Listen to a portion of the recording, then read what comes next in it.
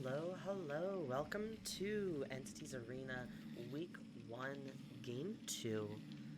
I am Aerodori. Hello and welcome on in, everybody. We have an exciting game today between Celestials and Purge. We have some interesting things gonna be going on today. We have Father Campbell's Chapel for the first map, followed by Dead Dog Saloon for the map after that. All right, so Celestials is going to be killing first. It's going to be interesting to see here. I wonder what they're going to bring out. They could be bringing out pretty much any killer. It's the first week. They might bring out something that's really strong. They might bring out something that's average. We don't know yet. They do have first killer pick and last killer pick for the games today. For the games. So Celestials is going to be playing killer first on Father Campbell's Chapel. Then Purge is going to be playing killer.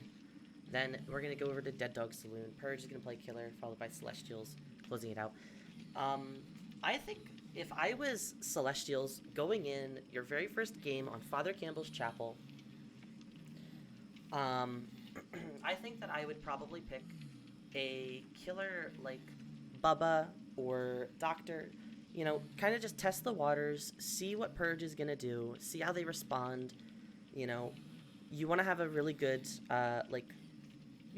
showing for your very first killer game of the night. But more importantly, you want to kind of figure out how the survivors are going to play around that. And you want to try and just set up for, your next few games afterwards. If I was Celestials, kind of get a test the waters, get a feeling for how they are going to be, playing. If I was Purge, I'd be expecting, either an M1 killer or some kind of similar killer like Bubba, and just try and play around that. If they have a really good strong first game, they might return with another M1 killer in their killer game, and then that leaves a whole lot of space for Dead Dog Saloon. So we could really see anything coming from these two teams. I think if Purge comes out with a really strong survivor game in their first game, they might even be tempted to pick the exact same killer as Celestials, just so this way they can try and see, hey, which of us has the better M1 killer, which of us is going to be going into Dead Dog Saloon with more points.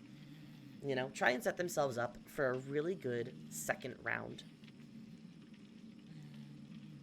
But it could really be anything. On FCC, we might see a Bubba, we might see a Doctor, we might see Twins even.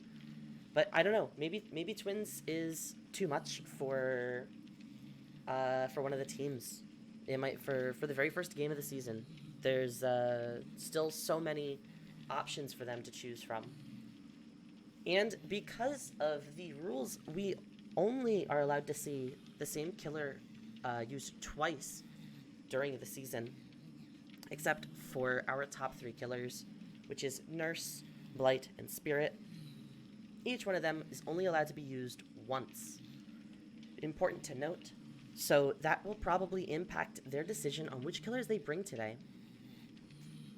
Plus, this means if one of the teams is at a massive point differential between the first and second killer games, they might be bringing something more along the lines of an S tier killer, or maybe even a high A tier, going into the Dead Dog Saloon games.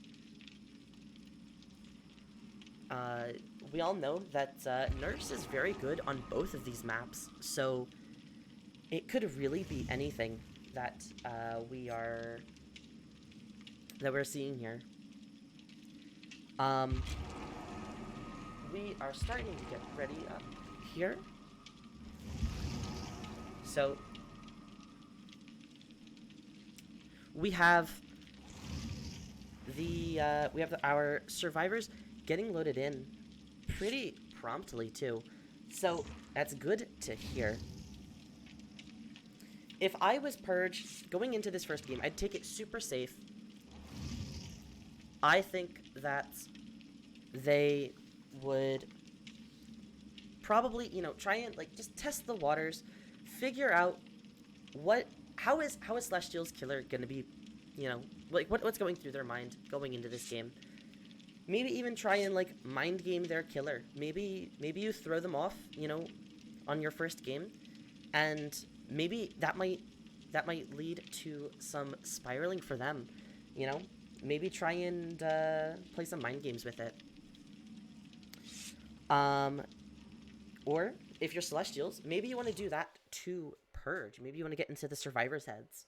Maybe you want to try and mind game them before the game even starts. But yeah, so we might really see anything going into the Father Campbell's game. And then because Nurse is such a good killer on both Father Campbell's and Dead Dog Saloon, there's a chance maybe one of these teams does actually bring out their Nurse in week 1 and uses Nurse at the very start of the season. There's also a chance that one of them brings, just M1s for the entire night. Because it's not uncommon to see a Freddy or to see a Cenobites or a Wraith on some of these maps, such as Father Campbell's and Dead Dog Saloon. I think if I was them, though, I would definitely be worried that the other team is going to be bringing an S tier or an A tier because they know that it might be a more difficult map for them. Even though one of the teams has their home map first, the other team has their home map second, you could still not be expecting maybe Purge brings out an S tier in game 2. We don't know what they might bring. But if they do bring out an S tier, this could be a really good time for them to set up an early lead. Going into the Dead Dog Saloon game. I think if I was Purge, I'd be pretty happy with playing Survivor first on Father Campbell's, because this means that you are going to be, you kind of have a good spot for survivors on Father Campbell's. Not the totem spawns aren't the best, but you have a lot going for you there. It can be a really good map depending on your RNG with the main building.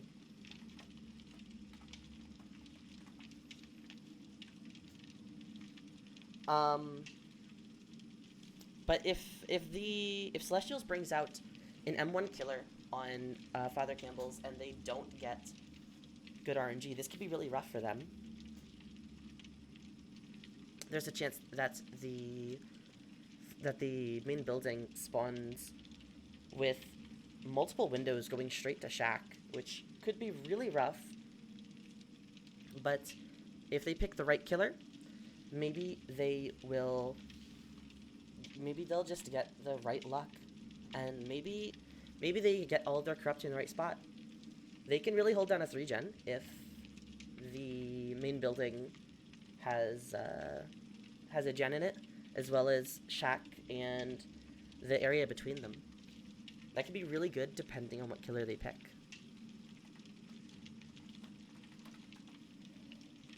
Alright, so we're just now getting ready here to go into the first game. I think that both teams are trying to just, suss out the water, figure out what they are going to be doing, how the other team's going to respond to them, and try and just play as smart as possible. Go into this, play safe, Nobody wants to be at a big point lead or loss at the very start of the game. You know, they're gonna just try and play it safe, get what they need to get done, take 2 or 3 out. You know, one to 3 outs is gonna be probably what they're hoping for. You know, neither team really wants to be at a huge point differential.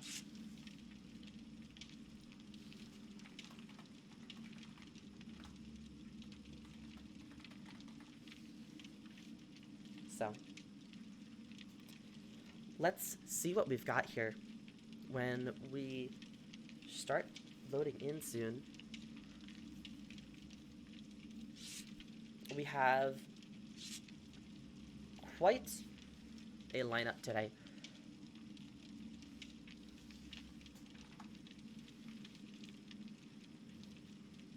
If Celestials does decide to bring out their twins on Father Campbell's, this might be a really good choice to start out with them though.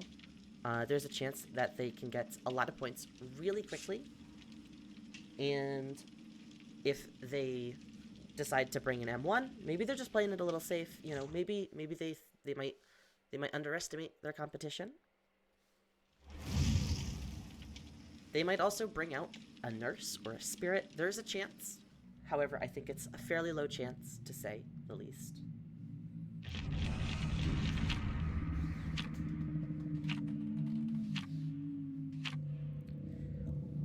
And yeah, so if Celestials brings out their S tier, one of their S tiers, in their very first game, they know that they're not going to be playing on they're going to be playing on Dead Dog Saloon later, which if they use their S tier now and they can put up 2 really good Survivor games afterwards, they might not need to use, you know, a killer that's really good on Dead Dog. They might choose to use a killer that's maybe not as good, maybe an underdog kind of pick. But we are loading up in here, and let's see what we see. We see Celestials picks the Demogorgon, and already we have one perk revealed with Corrupt Intervention. Uh-oh, it looks like we're DCing here. Alright, let's find out why that just happened.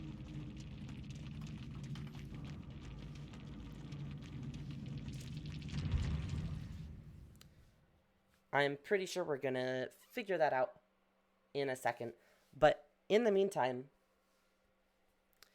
Father Campbell's Chapel, bringing an M1 killer, probably not a bad idea. If you can bring an M1 killer, get some really early downs, you can get quite a lot of value out of your 3-gen. Because sometimes there's a 3-gen in the top side and the bottom side, and then you go from there. So, if you're an M1 killer, you probably want to confirm your 3-gen really early off in the game.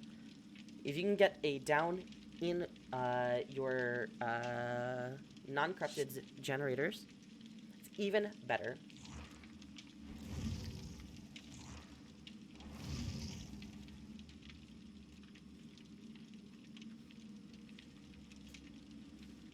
But we will figure out what's happening in just a moment.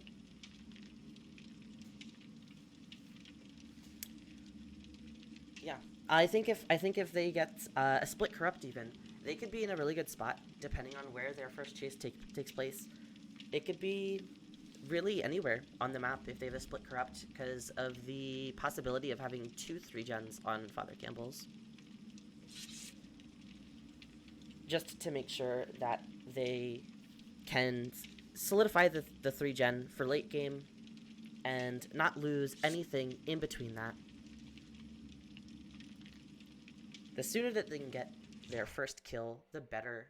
You know, it's always just about getting that first kill as soon as you can and controlling your 3-gen, try to confirm a second kill after that, and then you're golden. You're in a great spot.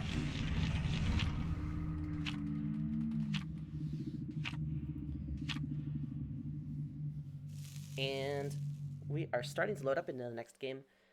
Let's see what they bring with their killer because of the DC. I don't know if they are able to change their killer or their builds at this point, but it does hopefully allow us to load in this time.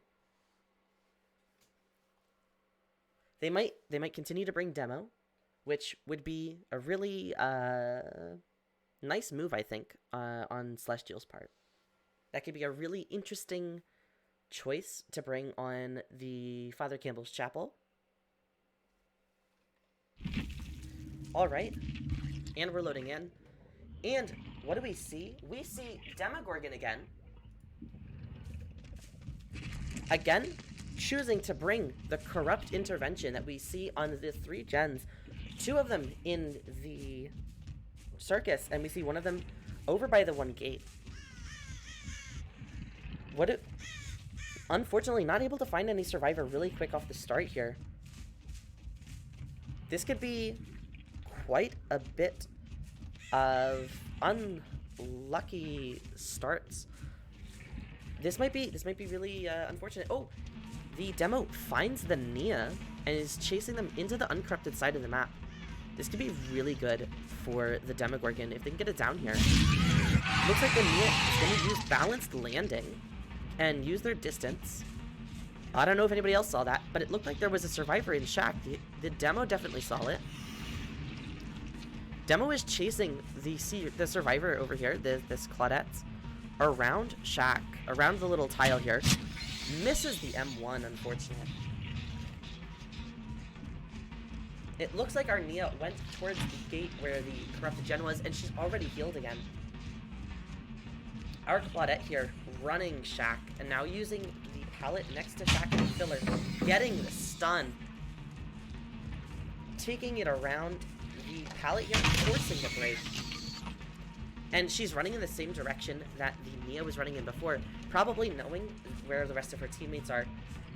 Probably somebody working on the main building gen to prevent somebody from getting pushed off of it. And I don't know if you can hear it, but there is actually progress being worked onto the main building gen. This Claudette is just absolutely running in such a safe area. She's taking this really tight, and now she's using the T-wall at the LT. She's already blocked off, and I don't know if anybody else saw that, but that's actually deadlocked on the generator where the Demogorgon spawned. The Claudette is going to take her first hit here and run back to Shack. Doesn't sound like there's been any additional progress on the Shack gen. Claudette dead hards out of the way, taking around Shack to get the down. And Demogorgon is going to hook in the basement inside of Shack. This is good news for the Demogorgon, except for the 2nd gen popping just now. There we see Deadlock again, blocking one of the gens from earlier by the 1 gates near the circus. The good news for the Demogorgon is that they still have their 3 gen around the circus, so if they can control that, they might be in a really good spot if they can get a down over there. He goes to check in on this gen over here, pushes the Nia off of it. She runs back towards the circus, and he is using the portal to get back down there. And it looks like we're seeing some auras off of the portal use, which would indicate that our Demogorgon has Lepros Lycan. Getting the hit on the rescuer here, the Michaela. Our Demogorgon just broke the pallet here, and Michaela is running towards the circus. Demo flicks outwards, trying to predict a very strong turn from the Michaela, and misses, but gets the down only a few seconds later. Our demo is going to hook right next to this gen that's almost finished. The ace is going to commit to it. Ah, he misses a skill check. And they get the gen deadlocked. The ace is immediately going to be in chase. And uses Lithe to get away from this area. Very smart if the ace was coordinating that. Probably thought he might be able to pop this gen before the other person was able to pop theirs and get the hook all at the same time. But this could be a really good spot for the Demogorgon with having a gen that's almost done right next to the hooked survivor, who is on their first hook. No pop goes the weasel. But we do see our Demogorgon choosing to camp the gen and the hook. Putting down a portal here. And using the portal to go back towards the other side of the map, finding everybody else. And that's a deliverance on the Michaela. Here is the balanced landing from our Nia from earlier. I don't know if our Demogorgon remembers this, but they saw two people inside of Shack. Taking the hit onto the Nia, and she is running through the main building. She's going to probably try and choose to get down in a spot where neither of the gens that are being worked on are. There's the gen that was almost finished earlier by the ace, completed by the Michaela in the circus. Our Nia is taking this over towards the circus now, knowing that the last two survivors are on the generator in Shack.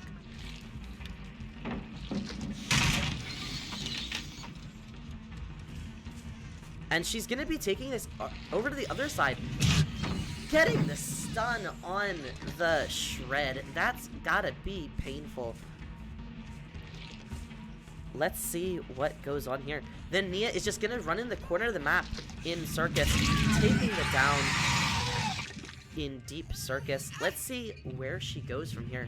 She's gonna probably just get hooked right here on the circus hook. That's her first hook, and that's the last gen. And very notably, we see No Way Out get triggered on the generator right next to the hook. But we don't see what the fourth perk is that the Demogorgon is running. It could literally be anything at this point.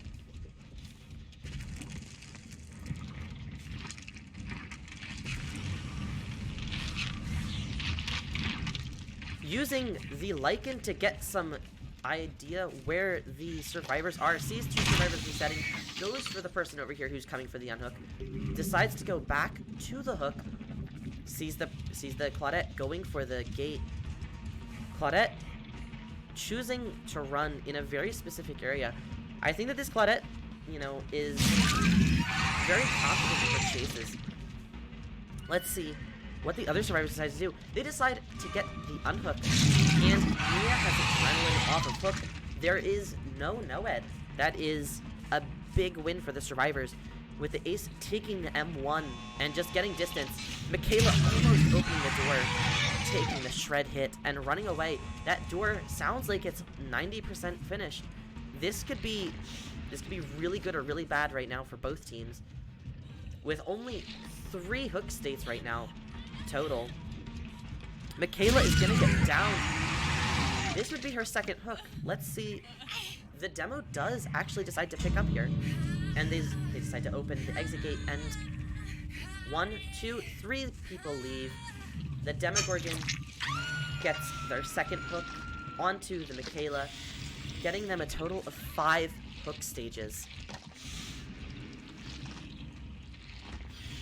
That was a really interesting game there. I don't know about anybody else, but I think that that was probably one of the better performances that you could expect from a Demogorgon on this map.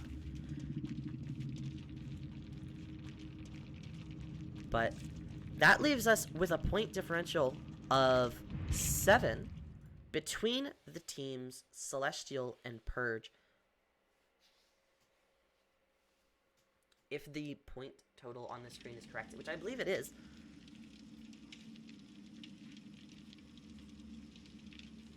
But next up, we will have Purge in the killer seat. Oh, sorry. Celestials have 11 points. Purge has 15. So it's only a 4-point differential between both of the teams. That's actually really good.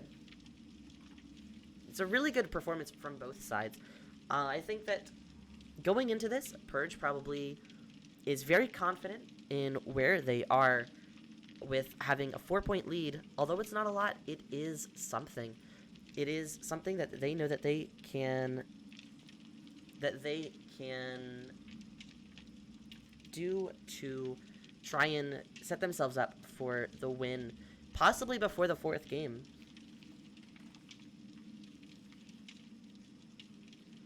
But we just have to wait and see what happens next.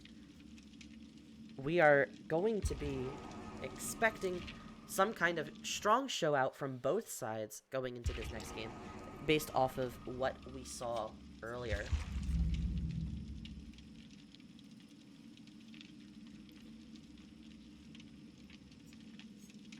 But it is what it is going into this. I think that Purge, it looks like the killer from Purge that we are going to be seeing is the Claudette from earlier.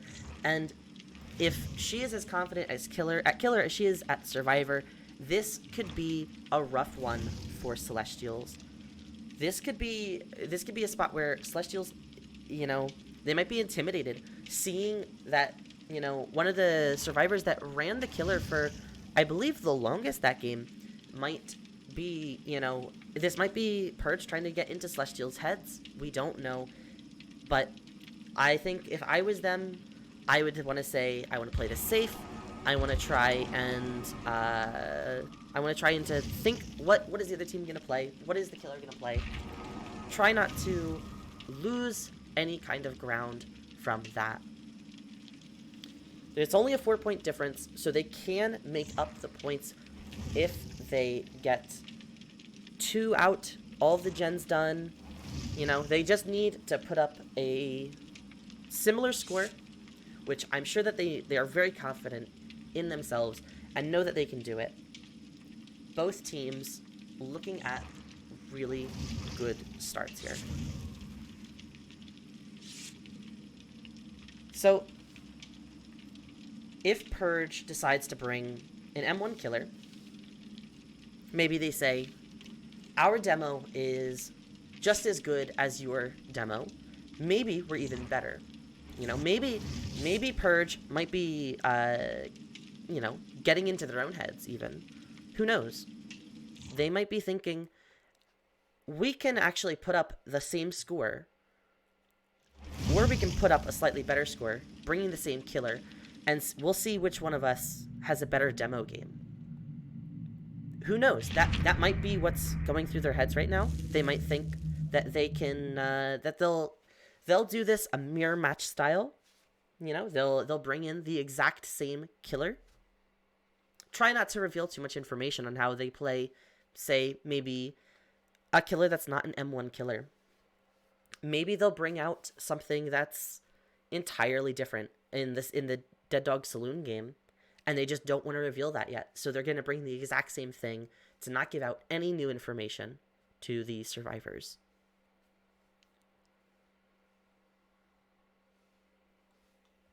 But if I was either of the teams right now that's playing, I would be very excited,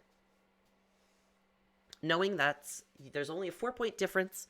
It's still anybody's game. Anybody can come back from this. Anybody can win. Don't count your chickens until they hatch, as they say.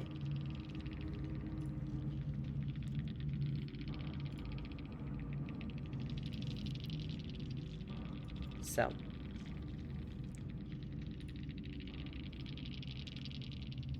let's see what is going on here.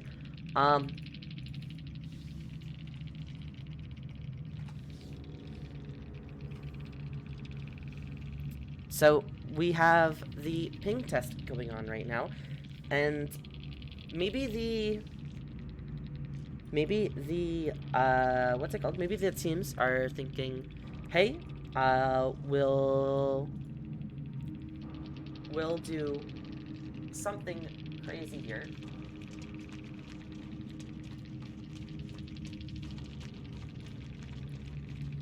And then they will be in a good spot for both sides. I don't know. It's really anybody's game going into this.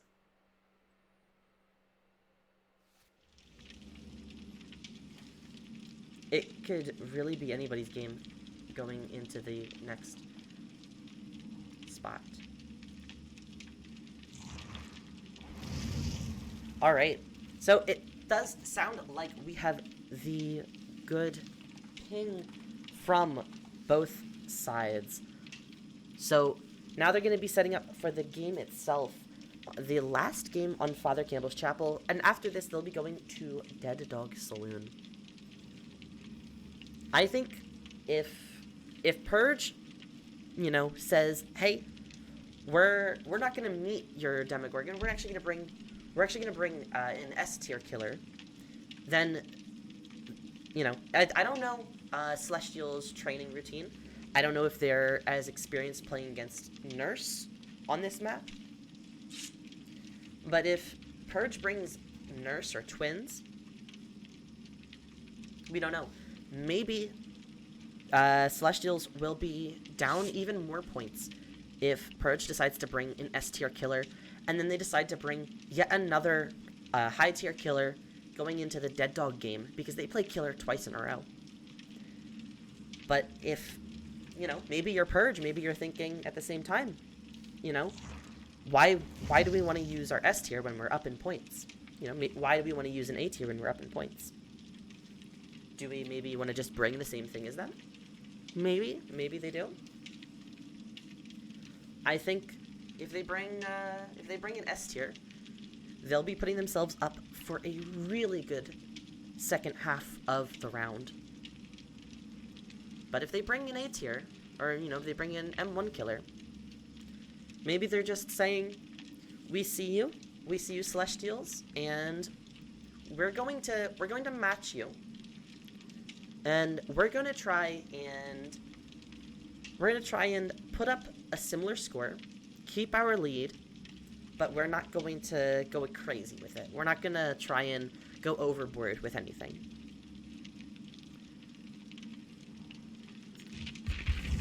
So,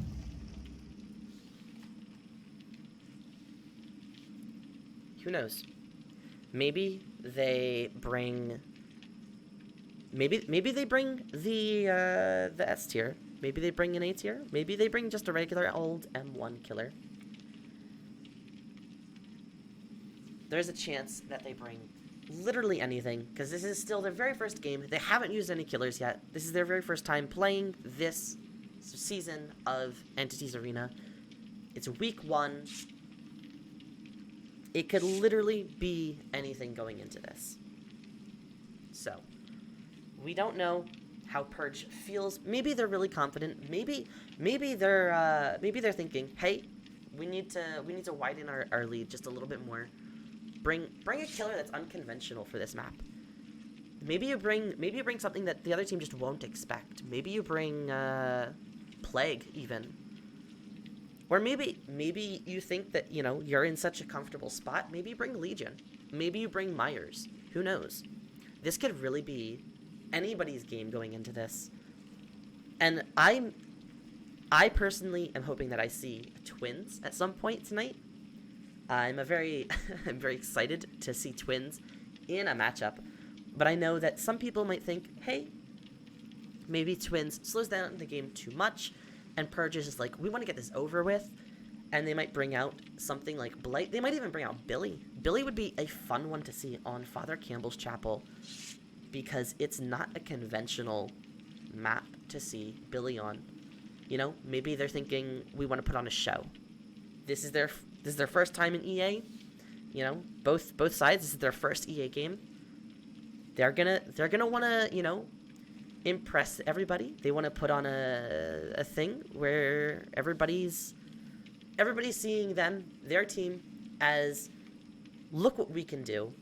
We're gonna put up a great score with unconventional killers.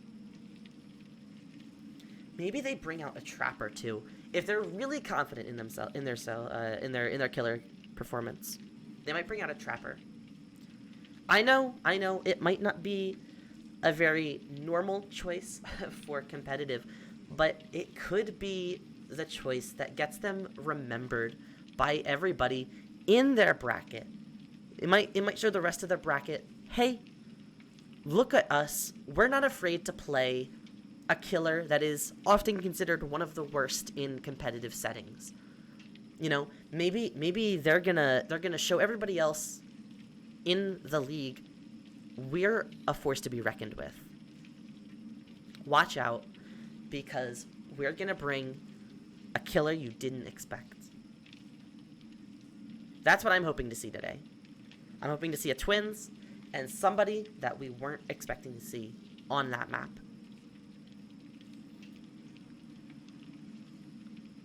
Because it could literally be any killer going into this.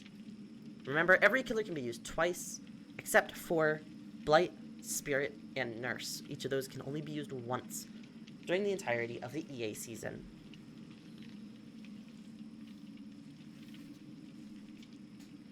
So, as we are getting ready to load in here, it looks like most of our survivors are ready.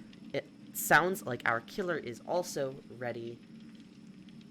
And I'm just super excited to see how this goes, because if the survivors put up as good of a performance as the Purge survivors, they might be able to win back their lead. If if Celestials decides to head on over and, you know, Celestials decides to prevent any downs happening in the first 3 gens, which they can do probably, depending on the killer, of course. Maybe they say, hey, we know what we're doing. We're going to body block. We're going to prevent the downs. And we're just going to deny you points. Maybe they just deny the killer points while they have just one person pumping up gens for the entirety of the game. So, if I was either side, I'd be pretty excited going into this. Let's see what we get from this. We have had a pretty fast load time for every game up to this point. If the survivors decide to body block, this could be really good, knowing that they only need to get less than 5 hook states across all of their survivors. Who knows? It is still anybody's game. And we are loading in here with the fairly long Dead by Daylight loading screen, as we sometimes get. But we do get into the game, and in fact, we get to see... What is this? We get to see Demogorgon again. We were talking about this earlier. Maybe Purge brings the mirror match. They did decide to bring the Demogorgon. And we see the Corrupt Intervention on the same side of the map as the other killer. And we find the Michaela pretty fast. She uses Lithe, that looks like. That might be just her speed boost from the hit to get a little bit of distance. We saw the Atom on our right up here, but Michaela's gonna get into main building. And she has 2 volts right in a row. Right here. Demogorgon choosing to break the window, or break the door, sorry. And Michaela is going around main building. Maybe Michaela went inside the main building. Somebody was on this gen. This was the Kate. Kate uses her bounce landing to get some more distance. That sounded like it was the firecracker that was dropped to me. She gets hit without getting the blind. This might be a down for Purge right here. That's a down right before the pallet drop too. That could be really rough with having your first down at 5 gens. It's still not out of the... It's still not counting out any of the teams yet. But It looks like our Michaela is fully healed. Demogorgon is kicking the gen, and that does not look like Pop Goes the Weasel to me. Our killer here is going to just patrol over here, sees this gen. A generator getting pops nearby. And Adam is taking chase towards the gen that just got finished. Now running back towards the main building, gets hit. And it looks like, as well, we had Deadlock getting revealed on the gen that the Adam was pushed off of, meaning that that's the next most progressed gen. Oh, sorry. That actually was the balance landing on Adam and not on the Kate. And it looks like here we have the Claudette getting into chase. Demogorgon only slightly missing the swing.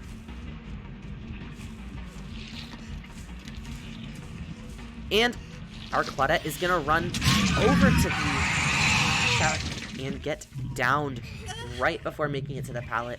Again, unfortunate for our survivors, but still not bad. It does not look like there's a 3-gen. Oh, sorry, no, there is a 3-gen around the circus. I wonder if our survivors are pumping out those gens. If I was them, I would probably be calling that out. Knowing that the 3-gen around the circus is a really difficult one to break later in the game. It looks like we have Deliverance on the Claudette. And we're chasing an injured survivor here. This sounds like the Kate from earlier. Oh, the Demogorgon not pulling up the shred in time. Deciding to just kick the pallet instead of miss it a second time. That's a gen getting finished near the 3-gen. Kate is now in chase with the Demogorgon. Demogorgon jumping over the pallet, not hitting the Kate here. Kate does not make it to the pallet, though. Gets down in the same spot as earlier.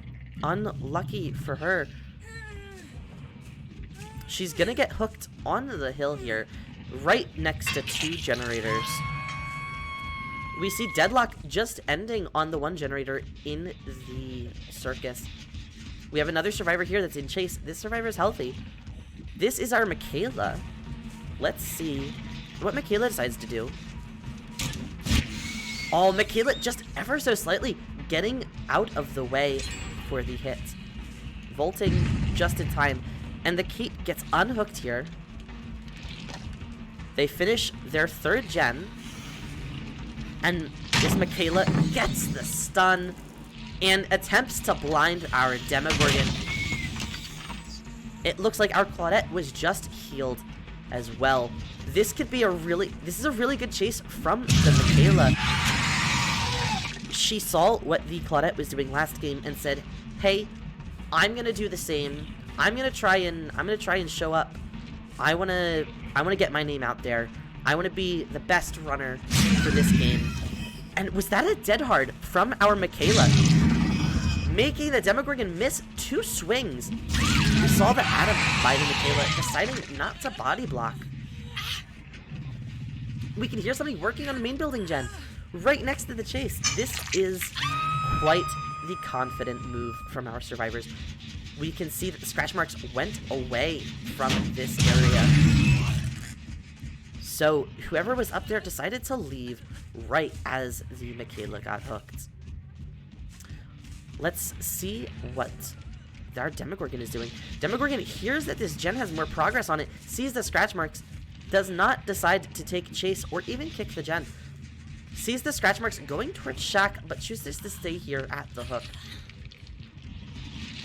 Sees more scratch marks by the main building gen.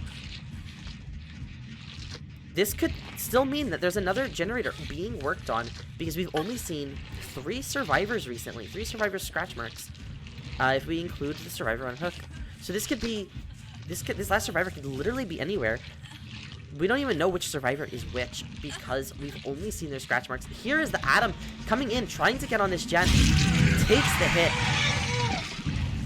And the survivor gets unhooked right before second state, if I'm seeing that correctly. It looks like our Demogorgon is going to get the hit through the window with the shred. What a play. And another generator will pop in the distance. Our Demogorgon is going to try and hook back near where the last person was hooked. We can still hear quite a lot of progress on both the main building gen and the gen in this LT roll. That is the Adam's first hook. We see some scratch marks going away. Decides not to kick the gen. Here is the Claudette. Let's see what she does. She decides to run towards Shack. That's probably a really smart move, knowing that both of these gens are almost done, and there's only one generator left. But the last generator is in Shack, so there's a chance that the last two survivors have been repairing, but the Michaela just gets healed again. I don't know who has the medkit, but if Michaela was the one with the medkit, the last survivor could be, the Kate, could be working on the gen in Shack, getting a lot of progress on it. And they're deciding to leave Adam here and triple the gen even. This could really be any move made from the survivors. We see some scratch marks coming in. Maybe they're trying to get a fast unhook here right before second stage. But it doesn't look like it's gonna have any kind of impact, because the Demogorgon is sitting here and pushes the Claudette off. And they get the unhook as the Claudette gets the hit. Claudette deciding to take the window into the 4 lane and drops the pallet. And now is our chance to hear whether or not this generator has progress on it. And it doesn't look like it.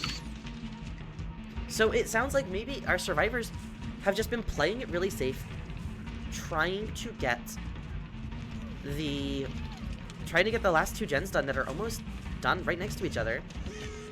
And they get the gen. The Demogorgon goes for the M1, and we don't see any no-ed reveal. We see the no way out reveal, though.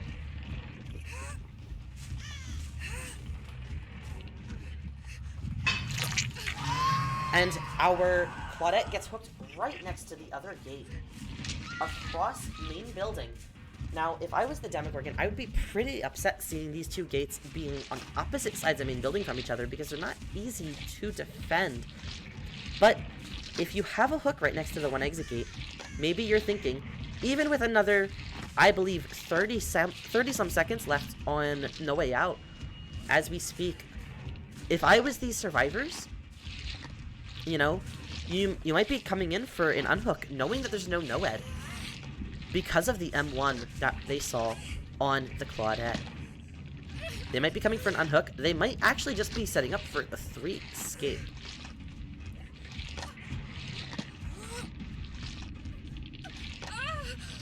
And we have our Demogorgon here confirming the death onto the Claudette, showing us her pretty boots.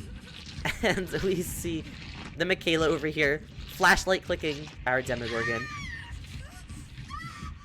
And Claudette progresses into the death state.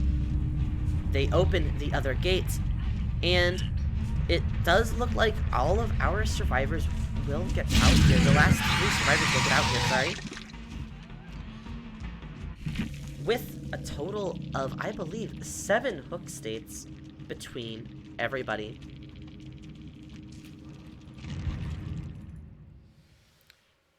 So, if our final score for that game is correct, that is 32 points to Purge and 25 to Celestials. Now knowing that there's a 7-point lead, gaining 3 additional points in their lead over Celestials, Purge is probably thinking to themselves, let's pick an M1. We have a 7-point lead. We just need to put up a decent score in our next game. And then we need to put up a decent score in our Survivor game. They don't have to do anything special. That's what they're probably thinking to themselves. Let's play it safe. Let's keep our lead. Not go anything over, not go anything under. Let's stay exactly where we are in our points. Celestials is probably starting to feel that pressure a little bit by having that 7-point difference.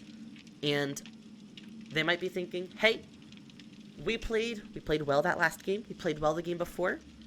Let's just pull out, you know, Let's pull out our body blocks, maybe. Let's maybe try and focus some of these gens a little bit quicker on Dead Dog Saloon. Because Dead Dog Saloon is such a weird map, they might be thinking to themselves, hey, let's prioritize a gen by the gallows.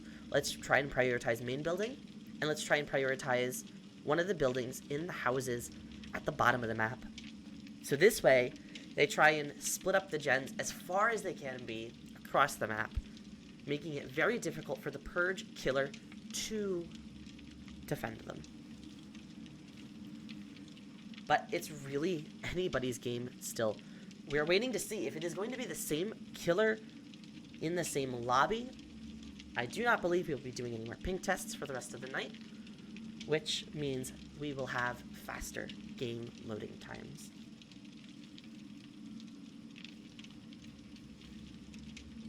But, you know, it may be going into this, Celestials are going to play Survivor again, and then they play Killer. Celestials thinking to themselves probably, hey, let's make sure we get 3 out this next game, and then our Killer can come back in the last game. You know, let's try and make up some of the points that we might have lost that last game or the game before. Try and get a few more points than the Killer side. And from there, they might be saying, let's take an S tier. Let's take Nurse. You know?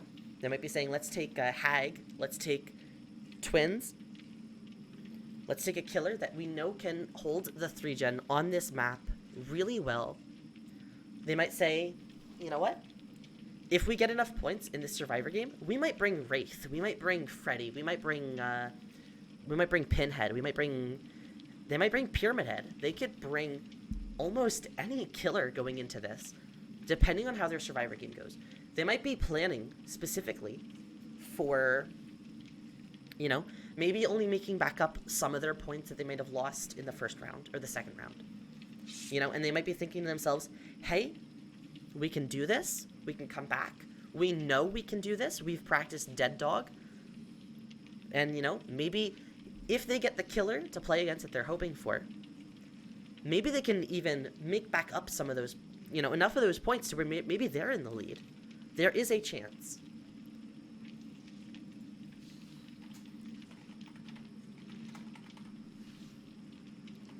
So, we are going to be excited to see what happens next. If you are Purge, maybe you're thinking, you know, maybe they're thinking, hey, we have a 7-point lead, sorry. We have a 7-point lead between the other team, you know, but over the other team, we have 7 points.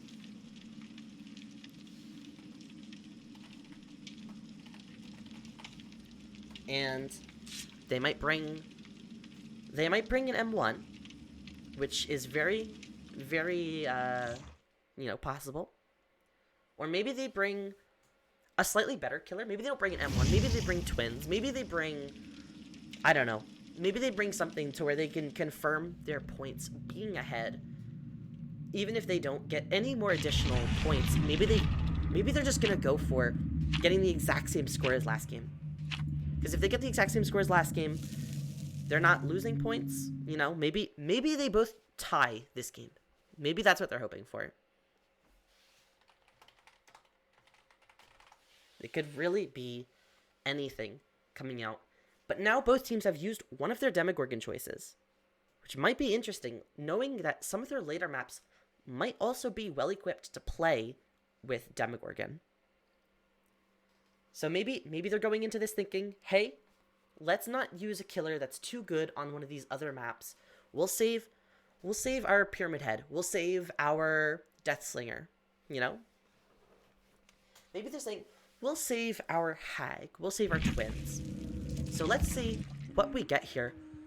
We hear that lullaby and instantly we know what killer we're seeing. We are seeing the Huntress with, it looks like, We have corrupt intervention on some of these back gens over here. Does the Huntress see somebody? I don't know about you. I think this is a lovely choice for this map.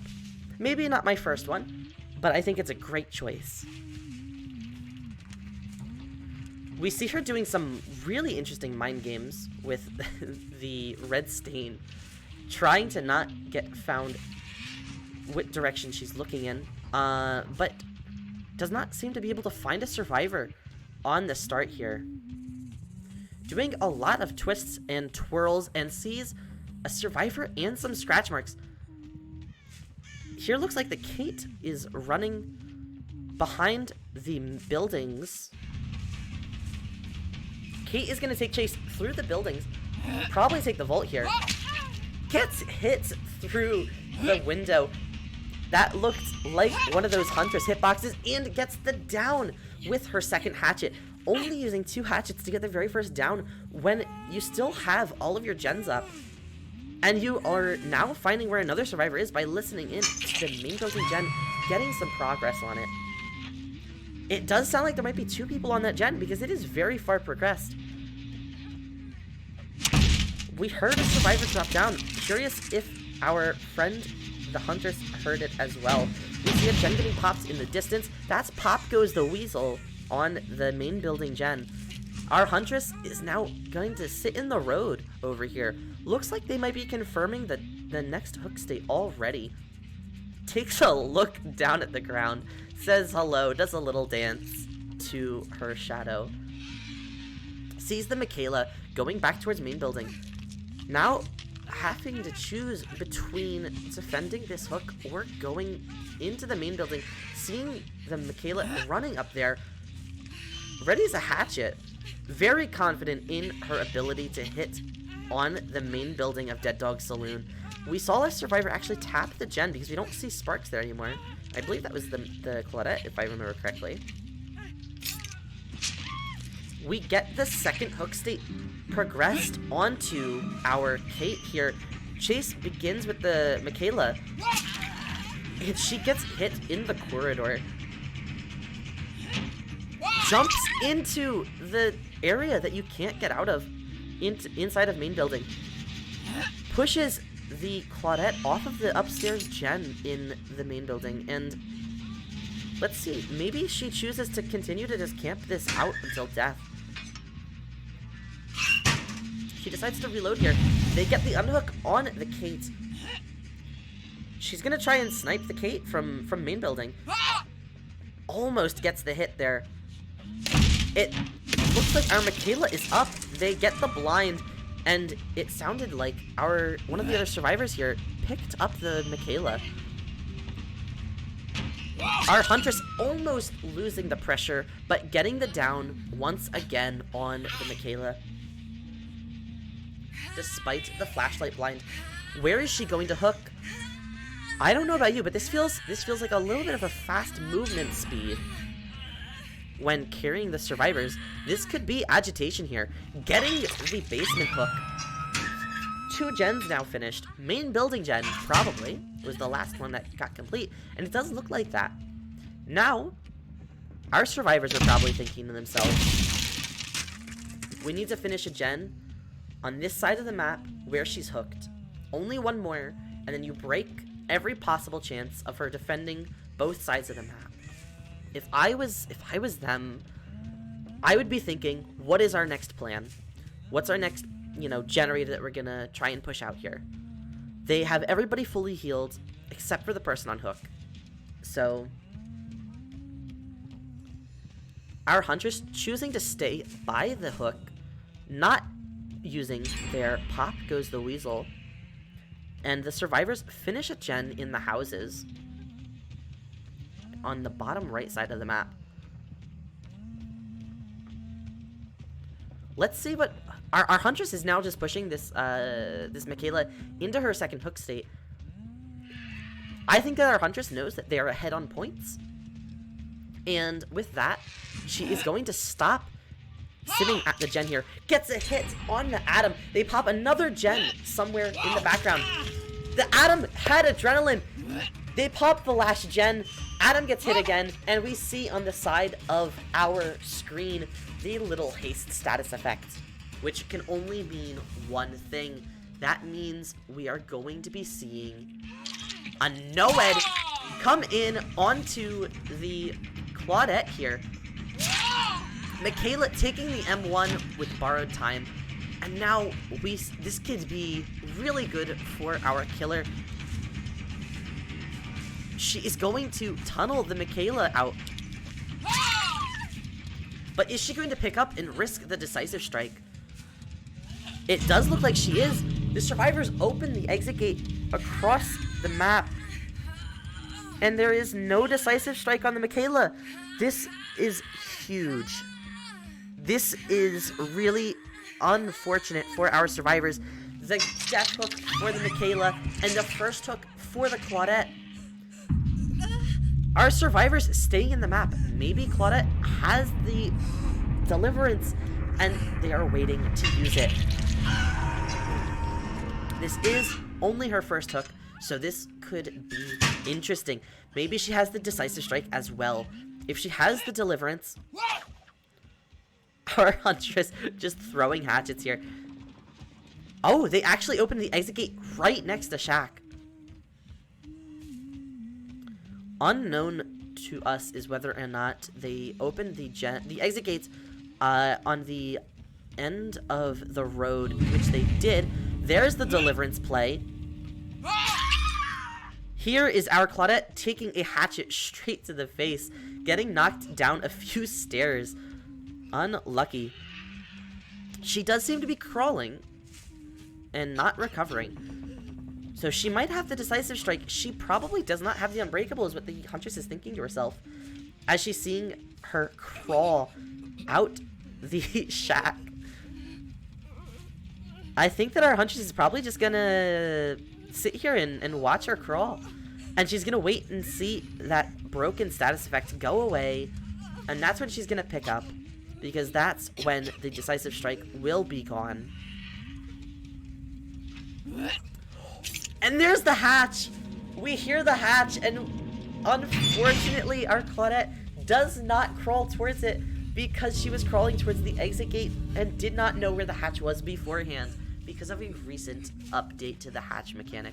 We see the deliverance go away, which means it has been 60 seconds, and our Huntress will pick up now, knowing there is no decisive strike any longer active on the Claudettes. And with 2 kills, our Huntress is in a really happy spot. I think Purge is really proud of their Huntress performance today. We see them saying yes, they agree. They know that they've played well as Huntress on Dead Dog Saloon, which can be a rough map depending on the use of the buildings in the bottom portion of the map. That was very exciting for us to see.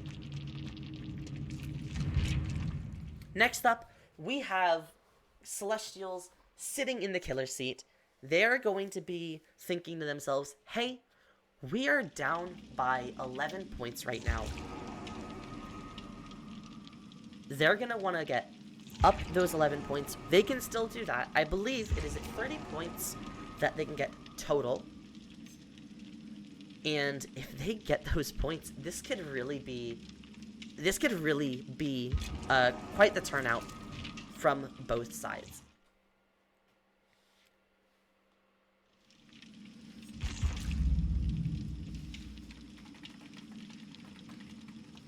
So, what do we think that they're going to bring to Dead Dog Saloon? Celestials playing killer on this map. They might bring an S tier to ensure that they get those 11 points back. Or maybe they think, hey, this game, we're down by a lot of points. Maybe we don't want to use one of our S tiers in week 1. You know, the other team, they played really well, but maybe they're thinking to themselves, hey, let's play it safe. You know, we don't want to lose our S tiers for the later weeks. Let's just take something else. Maybe they decide to take Huntress again. have another mirror match in the same night. That could be exciting. The only killer that they probably will not pick is Demogorgon because of the rules, saying that they've already picked Demogorgon earlier in the night, so they can't pick it again tonight. But maybe they choose Huntress, maybe they choose Freddy, maybe they choose Cenobite, if they're trying to, you know, just play it, you know, keep their S tiers for the following weeks. Otherwise, they'll probably come out with a strong Nurse showing. They'll say, we know what we can do on Nurse. We're gonna defend our 3-gen. We're gonna defend the 3-gen at the start of the game. We're gonna get fast downs. So, I think if I was them, if I was Celestials, I would bring Nurse in this situation, even if that prevents you from using Nurse later in the season. But who knows? This is still any killer being possible. Seeing the Huntress show out from Purge was quite something. I think that they probably practiced that map with Huntress a few times, and maybe Celestials just wasn't expecting to see Huntress. I think that's probably the most likely scenario, just because it could really be anything. You don't know what people are gonna bring to Dead Dog Saloon, because almost any killer is possible. And both of these maps being such similar maps in the way that you want to play them as killer, with very, very strong 3-gens in very specific spots of the map. Maybe they were playing around it being maybe a killer like Plague or Twins or Hag. Maybe they were playing around a killer that is very good at defending those 3-gens, that is also not an S tier killer. Maybe they were expecting something else. They were expecting one of these other killers, and just preparing for that being met with something entirely different. Everybody knows that can happen. Anything can happen when you have any killer available. So it's very important for these teams to be practicing versus every killer that they can, as much as they can. Going into these maps, knowing what you're playing the week beforehand, and going in for there. Now, as we see, some of our survivors are starting to load into the lobby, which is good news, because that means that the next game is going to start soon. We are so excited to see what Celestials pulls out as their killer for this last game. They are joining the lobby. Wonderful, wonderful, wonderful from everybody involved. Wonderful games tonight. If you haven't already seen it, I recommend after the games, rewatch the 2 demo games from earlier. I'm not going to spoil anything, but they were very fun. Father Campbell's Chapel was the first map for the night. And tonight, the last map, the last game of the round, is on Dead Dog Saloon between Purge and Celestials. Celestials currently sitting in the killer seats. Purge, survivors, and Purge is going to go into this, and they're probably thinking to themselves, let's do this. Let's take this seriously. Let's do everything we can to get 1 or 2 out, you know. Play it safe. Play it smart. Do what you can. And, you know, maybe they're having their little pep talk right now. I think that a pep talk is a great time. It's a great thing for, you know, giving to the rest of your survivors. Giving your team. Make sure that they know, you know, hey, this is good, we can do this. And the same thing from Celestials. I hope that they are currently cheering on their killer because they know that they can do it. They know that they are that they've practiced for this. They've prepared for this. This might not be their home map, but Celestials is thinking to themselves, hey, we're here and we're ready to throw down. We're ready to make back those, sorry, not 11 points, 13 points. We're going to make back those 13 points difference between the last 2 games, between every game prior. We're going to make up those points. We're going to bring an S tier. We're going to bring an A tier. We're going to bring a good killer. But we've got this.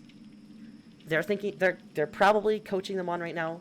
They're saying, we are going to win, and they are not going to be saying anybody's, been chosen as the winner yet. It is anybody's game. Going into this, they know they can probably still pull this back. And it sounds like our survivors and our killer are ready. I don't know about you. I'm excited to see how this last game goes. This is anybody's game going into this. Anybody can still win this.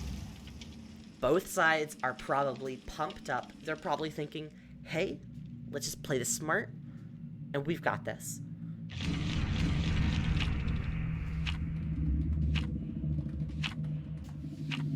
So, let's see what happens here. This could literally be... This could be a massive comeback from Celestials. Because they've practiced for this, right? If you're the team that's playing killer last, you know that you've got some practice. You know that you've been practicing the map that might not be your home map. But even though it's not your home map, you've been practicing. You're smart enough. You can get in their minds. You can think, if I was a survivor, how would I play this? What would I be expecting? And bring something that they didn't practice against. Maybe bring something other than an S tier even. What do we see? We see the Cenobite. We see the Cenobite with his corrupt intervention. Looks like it's fairly quiet in the main building. Breaking the door on the main building. This could be quite an interesting game. I think this is a really good choice from the killer side. Knowing that you have a good killer with such a powerful ability, you can make quite a lot of use out of the bottom of the map. And our killer finding the Claudette very early, and they're already solving the Lament configuration. Our killer electing to not teleport to it, and instead chase this Claudette on this side of the map. Is that a balanced landing? That's a balanced landing from the Claudette. And gets hit by the Possessed Chains. Possessed Chains, sorry about that. And is this a down? That's a down through the window on the Claudette. Our killer is probably very happy about this. Is that an Adam that we saw out of the right side of our screen? It is. Oh, that was a weird spectator thing there. But we see pop goes the weasel onto the generator in the middle of the street.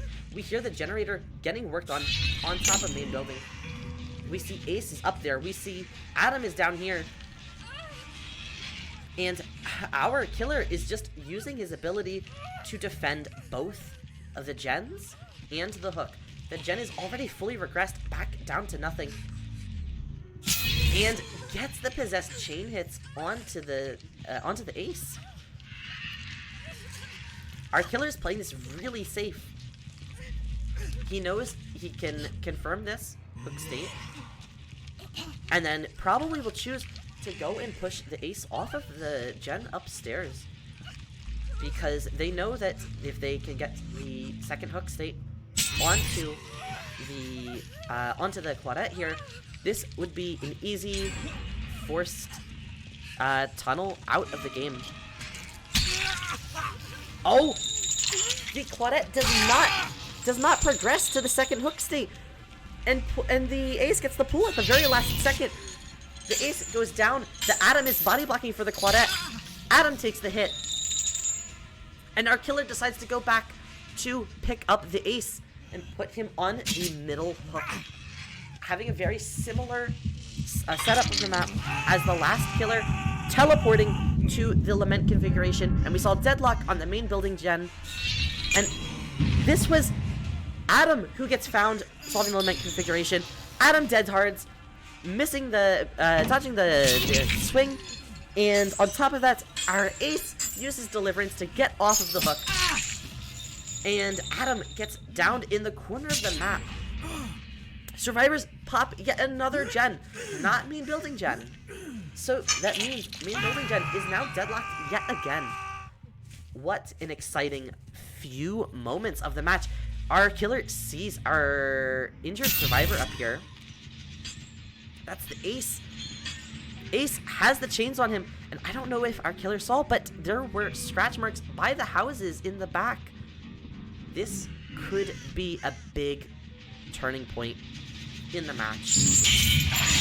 And he uses Pop Goes the Weasel on the main building gen. Main building gen sounding like it's 99, but Ace getting found here yet again. Getting run in a circle, and I wonder if our survivors will be going for that unhook or if they're going to be pumping gens. There is the unhook on the Atom. Here's the other survivor over here. That's the Zarina taking body blocks to prevent the Ace from getting downed. The Ace's broken status effect just wore off, so if they were the person with the decisive strike, they do not have it active anymore at this point. Our Pinhead is deciding to chase the Ace, and instead finds the Lament configuration. On the way to chasing the Ace, finds every survivor off of that information that it gives, starting the chain hunt as well, and does not make the Ace in time before he gets the window vault. Our Claudette is coming in here for the body block, trying to prevent chase from happening with the Ace, where he would get downed. Gets the hit through the pallet on the Claudette. Somebody else, the Atom, picks up the Lament configuration, is trying to solve it, but is getting the possessed chains to prevent him from completing the action. The Atom is still nearby. Everybody is injured. This could be a spiral out of control for our killer here. Oh, and our Pinhead teleports ever so slightly closer to the Atom, gets it down on the Atom, and picks up as he was solving the Lament configuration. We see Zarina upstairs on the gallows, probably with balance landing. No, maybe not. Maybe it was live, choosing to take the vault instead. Yet chasing very close to the other survivor that's on the hook, gets downed, knows that this is probably one of the more risky things that that Purge has done so far. Deciding not to heal and instead stay on the generators. There's the Pop Goes the Weasel on the gallows gen, and our Pinhead picks up and decides to hook over here in the dead zone. We see a medkit was dropped on the floor as well. It has probably been fully used. We don't see our survivors, but we see two different sets of scratch marks running away from the hook. We saw some scratch marks upstairs as well. This could be really good for the Pinhead if he can find the Atom. He can then get Atom onto his second hook state. There's some blood. You know what that means. That means there is a survivor over here. We see another survivor going for the unhook. They still have decided not to heal. They're chasing now away from the hook. This might be Zarina getting pushed into her second hook state already. There's the deadlock on the gen at the end of the street. We see some scratch marks going away. Quite bright red scratch marks. There they are, resetting. They are healing. This is the Ace now who's in chase. And there's the Claudette right there as well. We do see that Ace has the Lament configuration in his hand. So the Zarina gets pushed into second state. They do not get the unhook in time. Our killer is probably very happy about the performance right now. And if that's a down on the Ace, grabbing the Lament configuration when getting the down as well. This is very good, as the survivors still do not have time to heal and reset. This is Ace's second hook. We see them trying to reset despite the chain hunt starting. This is quite interesting. They do get the heal off though on the Zarina, and now it looks like our killer is going to start to tunnel out the Zarina. Zarina is running to the houses, knows where the gens are being worked on, decides to still vault, probably having some sort of balance landing or lithe. They finish the gen at the end of the street. They unhook the ace. This could be anybody's game still. There's the Lament configuration getting picked up. There's the down through the window on the Zarina. This is amazing for our killer here. He gets the pickup, and he's going to get the kill on the Zarina. This is her death hook. The Lament configuration cannot be solved because of the chains. They are trying, and they are trying, but they are not able to get it in time. It looks like we still have some sparks flying off the main building gen. There's the Lament configuration getting teleported to, and our killer cannot seem to find the person who was solving it. That is an interesting teleport location, but I don't know about you. I saw a survivor running by those rocks for a split second. This is the Adam. Adam gets into chase. Ace is over here too. Adam and Ace both getting found. Unlucky for our killer that it was not the injured survivor Claudette. Does not get the hit on the Adam who vaults the pallet, but there's the Claudette in the background where you can see that she is injured. She's probably going to reset with the ace during all of this. Adam takes the hit, runs down towards the bottom of the map.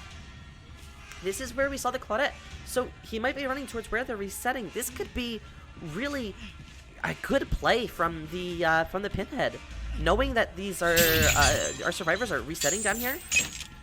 Adam dodging these chains, using Dead Hard for distance, getting to the pallet in time, dropping the pallet in shack, and we don't see where he ran off to. He ran to the shack again. He's just running around shack. He's running to the houses in the bottom of the bottom of the map. We see Claudette working main building gen. We see Ace working the gallows gen. Either gen could pop any second now, as Ace starts the chase, going towards main building, using balance landing. There's the gen. We can hear Claudette is on it, and it has quite a lot of progress. Claudette gets hit with the possessed chains. Let's see what she decides to do here. She's deciding to run around main building. Drops down, but drops down inside, and the Pinhead does not follow the scratch marks all too well because they were all over the place. It looks like our Claudette dropped the firecracker and did not get the blind. And the chain hunt has begun again. Here's the ace coming in for the body block. All survivors are injured yet again. This is rough. And they find the Lament configuration yet again for the third time this game. Activating the chain hunt through the Lament configuration. This is one of the most wild Pinhead games I think I'd ever seen. I don't think I've ever seen a Pinhead get so many uses of the Lament configuration single-handedly without Engineer's Fang. I believe that is banned in the Entities Arena rule set. Gets the down on the Adam. Adam not able to use his Dead Hard, but I believe that this is a death hook for the Adam as well. Picks up right on top of the pallet, but they decide to stick to the generators instead of getting the pallet save. And the Claudette is the one with adrenaline. This might still be a 4K. We don't know. We only know that there is no one escapes death because of the no haste status effect in the corner of the screen. But we do see No Way Out getting triggered. We see Claudette pick up the Lament configuration right in front of the killer. Claudette is running behind the houses. This is a full 4 stacks of No Way Out for our killer. So this will be another minute that they have to run the killer for. And that is still not counting all of the time that the ace has to spend opening the exit gate. There's only 3 more hooks that our killer can get this game. And if this is correct, then they might actually be able to come back from just this game alone. This is actually insane. He misses the window fake. And the Claudette runs back around. Claudette is running downstairs. Claudette makes it to the window in time, but does not get the fast volt. Starting to bloodlust with Pinhead. Getting back to this pallet right here in front of main building. Pinhead gets the down and activates the chain hunt onto the ace. Is slugging the Claudette for the 4K. Can he make it to the exit gate in time? And it does look like he might be able to. He can make it to the exit gate in time. Is this enough points for the killer? If he can get this down, and the Claudette does not have Unbreakable, this could be a win from Celestials. This is coming from them having a really rough first 2 games, followed by a really good game by Purge's Huntress, and now getting the 4K. This is insane. What a comeback from Celestials, bringing Pinhead, the underdogs, for the game. If they can find the Claudette, and it does sound like our Claudette is right here, gets the pickup on the Claudette, and can hook before anybody gets hatch. I believe that is a win for Celestials. Congratulations to both sides. That was absolutely insane. Both sides played super well. That was an amazing turnout. What an underdog performance. Celestials gave their killer the pep talk that they needed, and they absolutely delivered. We knew that both sides were going to put up a great fight that was really good every single game from both sides.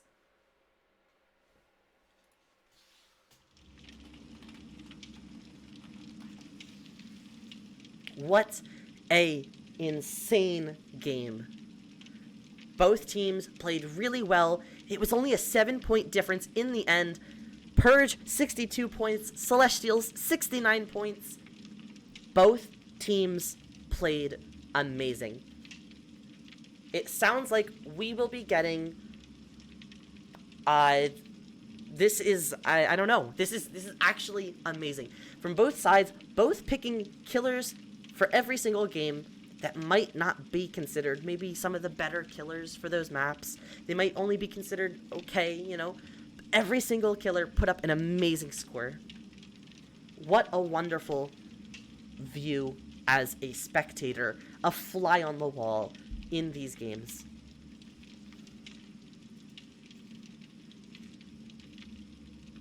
But we are going to see Celestials take the win. Wonderful, wonderful performance from everybody. Absolutely amazing. That was very intriguing. I don't know about you, but I think that was probably my favorite couple of games in a row that I've seen in quite a long time. Seeing a Huntress game that was really well played, followed by a Pinhead game that was also really well played. It has been amazing. We are going to be getting an interview with somebody from Celestials in just a moment. Hello there. Can you please introduce yourself? Hi, I'm Callie Bear. I was, oh my god, I was the killer for Celestials, flop on demo, but came back on Pinhead. Really well played. I think everybody loved the underdog performance that you had with Pinhead there at the very end, especially. Can you tell me a little bit about like what your thought process was going into that? Okay, my thought process was Pinhead is one of my comfort killers. Like he's one of my killers that if I want to like really do well, he's just that kind of killer. People have like Nurse Blight or like even Billy. Not Billy. Sometimes Billy, but mine's Pinhead, and I was like, I'm just gonna go into it. I don't know if I'm actually be able to do anything. I don't know if I can make it back, but if I can 4K this, that's pretty much what I have to do. And I just kind of stopped stressing about it. That was absolutely Just went in amazing. there. Yeah. Hearing that Pinhead is one of your comfort killers is actually quite interesting to me because Pinhead is a little bit of a harder killer to play very, very well because of the nurse-like teleport ability with the chains. Can you tell me a little bit about like what was your training for using Pinhead on Dead Dog's Saloon specifically? Um, Actually, you know what? Dead Dog Saloon, I would say I got used to that map because I love playing Deathslinger on it, so that helps a lot. But I was also a nurse main way before Pinhead. So the mechanic of like using the chains wasn't that much of a transition. The only thing that's hard is when is when I have to anticipate like when they're gonna try to like sidestep. So I just like fake a chain sometimes. I feel like that was an absolutely amazing performance. As somebody who has a lot of hours on Nurse myself, seeing you play Pinhead with using your chains like the Nurse's teleport, I quite enjoyed that. That was really quite a lovely thing to see. And hearing that you've actually been practicing Deathslinger and Nurse on Dead Dog Saloon is a great explanation as to why you played the way that you did on the map, because it's a very, very visually easy to see that you practiced that map, you knew what you were doing, going in there, you knew what to do in the houses, which is probably the most difficult spot of the map for any killer. Oh yeah, it's difficult. That was difficult. Um, I will say the first hook I got, I just love messing with people and making them and chaining that one person on a generator just so they can't finish it as quickly. That was And that I'm was really which is a good use of the that chains on the main building when you were pushing the ace off of the gen. I just find that tactic so funny, but it also works. It works. They didn't get main building done until the very end, I believe, too. I So believe that's correct. Yes. that helped a lot. Um, Sorry, I'm like my mind's in like 20 different places. no worries, no worries. What was your thought process on the demo game? Why? Maybe talk me through like your process of why you picked Demogorgon on Father You know Campbell's. what? It was more or less like a plan of we wanted to use demo. Honestly, I'm thinking about it. I probably would have played Trickster on Father Campbell's. I know that sounds like a weird pick and somewhat unconventional, but I can tear things up with Trickster on that map. Um, but we wanted to use demo for that, and honestly, it's probably for the better because I don't think a lot of us are really that versed with demo to begin with. So we're just kind of like, well, we'll just go in there and we will use demo, and then for the second game, whatever happens, happens. Or for the last game, I believe. Well, I love to hear it. Hearing these unconventional picks, especially with the very first game that you've played in this season of Entities Arena, it's quite interesting to hear how you decided to pick which killer you did, and I loved seeing every single game today. Thank you very much for stopping on in, and I believe that we'll be wrapping up our night tonight of Entities Arena. Um, yeah, so thank you very much for everybody stopping in. Congratulations to Celestials winning 69 points to Purge's 62. Have a wonderful night. I believe our next game will be later in the week. It is coming up soon, later in the week. Yes, thank you very much, everybody, for stopping on in. We have a game tomorrow, and yeah, we thank you for stopping on in. Celestials 69 points, Purge 62. Thank you, Hey. Kali Bear, for being here for the interview. Thank you for having me. And I'm so glad today was as good as it was. I'm happy. Okay.